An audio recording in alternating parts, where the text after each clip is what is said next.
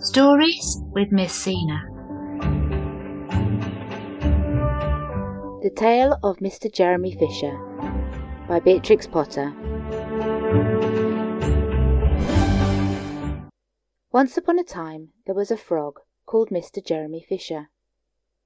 He lived in a little damp house amongst the buttercups at the edge of a pond. The water was all slippy sloppy in the larder and in the back passage, but Mr. Jeremy liked getting his feet wet. Nobody ever scolded him, and he never caught a cold. He was quite pleased when he looked out and saw large drops of rain splashing in the pond. "I will get some worms and go fishing and catch a dish of minnows for my dinner," said Mr. Jeremy Fisher. "If I catch more than 5 fish, I will invite my friends Mr. Alderman Ptolemy Tortoise and Sir Isaac Newton. The alderman, however, eats salad." Mr. Jeremy put on a mackintosh and a pair of shiny goloshes. He took his rod and basket and set off with enormous hops to the place where he kept his boat.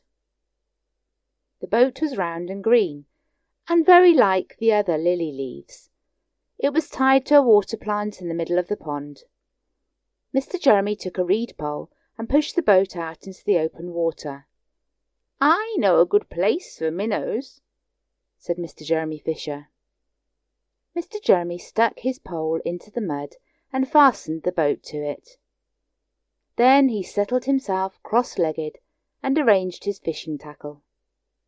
He had the dearest little red float. His rod was a tough stalk of grass. His line was a fine long white horsehair, and he tied a little wriggly worm at the end. The rain trickled down his back, and for nearly an hour he stared at the float. "This is getting very tiresome. I think I should like some lunch," said Mr. Jeremy Fisher. He punted back again amongst the water plants and took some lunch out of his basket. "I will eat a butterfly sandwich and wait till the shower is over," said Mr. Jeremy Fisher. A great big water beetle came up underneath the lily leaf and tweaked the toe of one of his goloshes. Mr. Jeremy crossed his legs up shorter, out of reach, and went on eating his sandwich. Once or twice something moved about with a rustle and a splash amongst the rushes at the side of the pond. "I trust that is not a rat," said Mr. Jeremy Fisher. "I think I had better get away from here." Mr. Jeremy shoved the boat out again a little way and dropped in the bait. There was a bite almost directly. The float gave a tremendous bobbit. "I have him by the nose," cried Mr. Jeremy Fisher, jerking up his rod. But what a horrible surprise! Instead of a smooth, fat minnow, Mr. Jeremy landed little Jack Sharp, the stickleback covered with spines.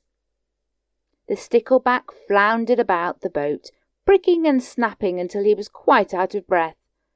Then he jumped back into the water, and a shoal of other little fishes put their heads out and laughed at Mr. Jeremy Fisher.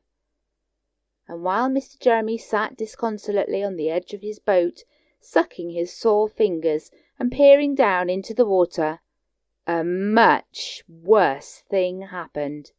A really frightful thing it would have been if Mr. Jeremy had not been wearing a mackintosh. A great big enormous trout came up, kerplop with a splash, and it seized Mr. Jeremy with a snap. "Ow, ow, ow!" And then it turned and dived down to the bottom of the pond. But the trout was so displeased with the taste of the mackintosh that in less than a minute it spat him out again, and the only thing it swallowed was Mr. Jeremy's goloshes. Mr. Jeremy bounced up to the surface of the water like a cork on the bubbles out of a soda water bottle, and he swam with all his might to the edge of the pond. He scrambled out on the first bank he came to, and he hopped home across the meadow with his mackintosh all in tatters. "What a mercy that was not a pike," said Mr. Jeremy Fisher, I have lost my rod and basket, but it does not much matter, for I am sure I should never have dared to go fishing again." He put some sticky plaster on his fingers, and his friends both came to dinner. He could not offer them fish, but he had something else in his larder. Sir Isaac Newton wore his black and gold waistcoat, and Mr. Alderman Tullomy Tortoise brought a salad with him in a string bag. And instead of a nice dish of minnows, they had a roasted grasshopper with ladybird sauce, which frogs consider a beautiful treat, but I think it must have been nasty. The end. Artwork by Kyra Starr. Music by Roye Spiegel. Read by Miss Sina.